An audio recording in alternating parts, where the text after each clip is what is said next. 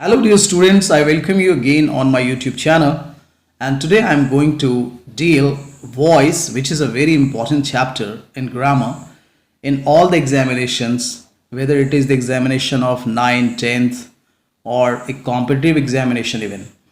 तो आज हम लोग वॉइस देखेंगे कि वॉइस होता क्या है, इसके कौन कौन से प्रकार हैं, कैसे इनको ट्रांसफॉर्म किया जाता है।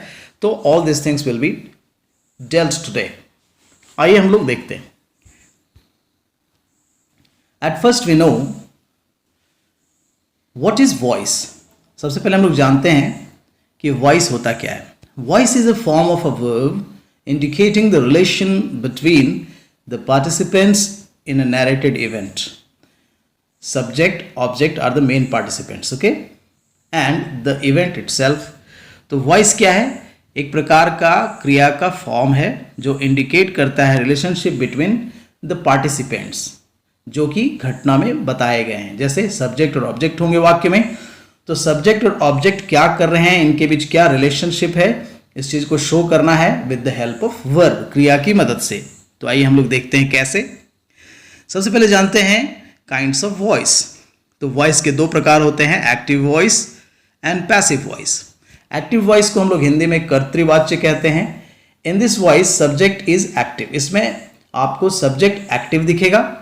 जैसे you can see here an example, he eats a mango, वह एक आम खाता है। इन पैसिव वॉइस, जिसे हम हिंदी में कर्मवाच्य कहते हैं, in this voice object is active, यानी इसमें कर्म प्रधान हो जाता है, वह क्रियाशील हो जाता है। फॉर एग्जाम्पल, आप ऊपर के सेंटेंस में देख सकते हैं ही ईट्स अ मैंगो। उसी को जब हम पैसिव वॉइस में देखेंगे तो ये हो जाएगा अ mango is eaten by him, एक आम उसके द्वारा खाया जाता है। अब यहां पर अ मैंगो पर जोर दिया जा रहा है, ठीक है। ऐसा क्यों होता है, कैसे होता है, आइए हम लोग जानने की कोशिश करते हैं।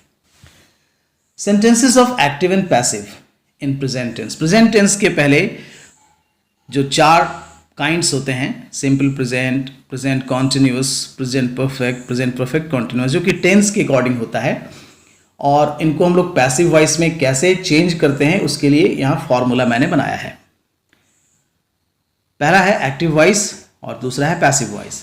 तो टेंस के अनुसार subject plus V1/V5 plus object जो है सिंपल प्रेजेंट टेंस का ये फॉर्मूला है। दूसरा है प्रेजेंट कॉन्टिन्यूअस, जिसको हम लोग subject plus is/am plus V4 plus object से बनाते हैं। थर्ड है subject plus have plus V3 plus object, that is present perfect. और चौथा है subject plus have plus been plus V4 plus object. तो आपको ये जान लेना चाहिए कि मेनली हम लोग प्रेजेंट टेंस में तीन ही, शुरू के जो तीन हैं, simple present, present continuous, present perfect, इन्हीं का हम लोग पैसिव वॉइस में ट्रांसफॉर्मेशन कर सकते हैं। ऐसे मॉडर्न ग्रामर में चारों का किया जाता है, लेकिन that is not acceptable now.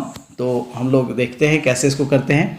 तो इसका फॉर्मूला कैसे बनाया गया, अगर आप इस पर ध्यान देंगे तो बहुत ही आसान हो जाएगा। यहाँ आप देख सकते हैं, एक्टिव वॉइस की तरफ देखिए, सब्जेक्ट प्लस is/am यानी जो दूसरा फॉर्मूला है, इसको पहला बना दिया जाता है।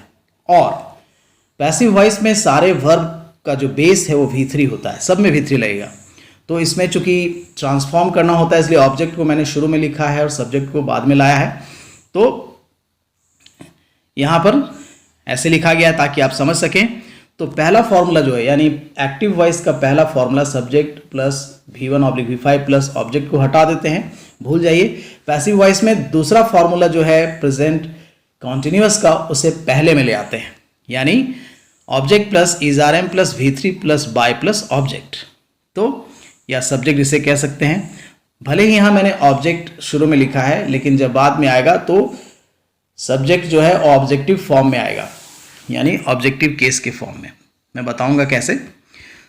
दूसरा नंबर का फॉर्मूला को दूसरा ही रहने दीजिए, यानी सब्जेक्ट के साथ is/am रखना ही है, प्लस इसमें ing फॉर्म दिखाने के लिए being का यूज किया जाता है, plus V3 plus by plus subject, ठीक है। यहाँ ऑब्जेक्ट और सब्जेक्ट में कंफ्यूज ना हो, मैंने सिर्फ बदलने के हिसाब से यहाँ रखा है ऑब्जेक्ट को। कैसे, वो आप देखेंगे आगे। थर्ड फॉर्मूला को बनाने के लिए थर्ड फॉर्मूला में केवल चौथे फॉर्मूले का बिन को ऊपर ले आते हैं, जैसे प्रेजेंट परफेक्ट कॉन्टिन्यूअस में आप बिन देख रहे होंगे, इसी को केवल ऊपर ले आना है, यानी object plus has have plus been plus V3 plus by plus subject. तो इसीलिए हम चौथे फॉर्मूले का यूज नहीं करते हैं, क्योंकि इसका बिन हम लोग ऊपर ले लेते हैं। ठीक है, तो इस तरीके से इसका फॉर्मूला बनता है। तो आइए हम लोग इसका उपयोग करके देखते हैं। जैसे एक्टिव वॉइस में हम लोग देखते हैं, आई ईट अ मैंगो, मैं एक आम खाता हूं। तो इसको क्या किया गया, a mango is eaten by me, एक आम मेरे द्वारा खाया जाता है। I am eating a mango, मैं एक आम खा रहा हूं। तो इसका किया गया है, a mango is being eaten by me, एक आम मेरे द्वारा खाया जा रहा है। आप फॉर्मूला से देखेंगे तो बिल्कुल क्लियर हो जाएगा। I have eaten a mango, मैंने एक आम खाया है या खा चुका हूं। तो इसे कहेंगे, a mango has been eaten by me, एक आम मेरे द्वारा खाया गया या खाया जा चुका है। तो आप देख सकते हैं, जैसे यहां देखिए, आई ईट अ मैंगो, यहां पर अ मैंगो को मैंने यहां शुरू में ला दिया है पैसिव वॉइस में, इसीलिए मैंने वहां लिखा था ऑब्जेक्ट। तो ऑब्जेक्ट मैंगो पहले जो था, अ मैंगो, उसको शुरू में ले आना है, और आई जो है वो सब्जेक्ट जो है उधर चला जाएगा। तो आई जब सब्जेक्ट अपना छोड़ेगा, अपना प्लेस एज ए सब्जेक्ट छोड़ेगा, तो ऑब्जेक्ट जाके बन रहा है। तो आई का हम लोग ऑब्जेक्टिव केस मी लगाते हैं। ठीक है, ठीक उसी प्रकार दूसरे में, a mango is being eaten by me, दूसरा फॉर्मूला में बीइंग लगाया जाता है। तीसरे में, a mango has been eaten by me. तो आप समझ रहे होंगे कि किस प्रकार ऑब्जेक्ट को यहां सब्जेक्ट बनाया जा रहा है और सब्जेक्ट ऑब्जेक्ट बन जाता है। ठीक है, आइडेंटिटी पहचानेंगे कैसे हम लोग पैसिव वॉइस को। तो पैसिव वॉइस को हिंदी में पहचानने के लिए इन अगर शब्दों को याद रखेंगे तो आप बहुत आसानी से पहचानेंगे। जनरली इसमें या मिलेगा, या जाता है, ई जाती है, ये जाते हैं, ये सिंपल प्रेजेंट में दिखेगा। या जा रहा है, ई जा रही है, ये जा रहे हैं, ये प्रेजेंट कॉन्टिन्यूअस के पैसिव वॉइस में दिखेगा। या गया है, ई गई है, या जा चुका है, ये प्रेजेंट परफेक्ट के पैसिव वॉइस में दिखेगा। जैसे कुछ उदाहरण देख सकते हैं हम लोग, आम खाया जाता है, या जाता है आ गया। ठीक है, चिट्ठियां लिखी जाती हैं। ठीक है, वे लोग बुलाए जाते हैं। तो देख रहे हैं कैसे मिल रहा है। खेत जोते जा रहे हैं, या उसे बुलाया जा रहा है, तो या ई ये मिलेगा।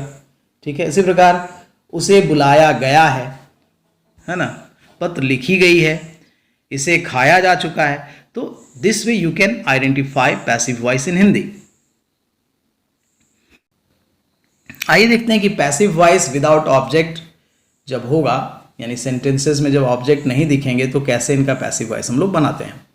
एक वर्ब मैंने लिया है टीच का, तो देखते हैं।